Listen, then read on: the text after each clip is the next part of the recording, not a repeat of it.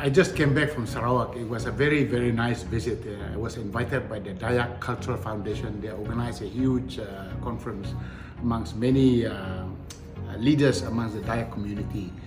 The whole objective was they had identified 5 focus areas that are very important to the Dayak community, and they wanted my input to help them move this agenda forward. The areas, for example, being greater participation of the Dayak community in the civil service for the country, and secondly, to solve the problems with regard to rural and economic development of the Dayak communities. And the third one is the native customary rights land issues. Loads of problem there. They also wanted, the fourth one is greater participation of the Dayak community within business and industry. The fifth area was to restructure the native courts. And so my advice to them was very simple.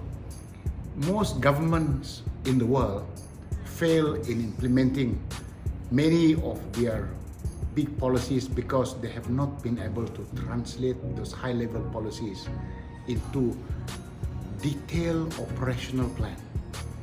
Therein lies the problem. So I really told them, if they really wanted to progress this forward, they have to have a full discussion with the government of Sarawak on these 5 areas, focus areas, and then to secure an agreement of the government to run labs on the 5 focus areas, bring them down to level of detail so that the execution is precise and you have timelines for everything. The budgets are allocated for getting them done in the lab. And they like that idea.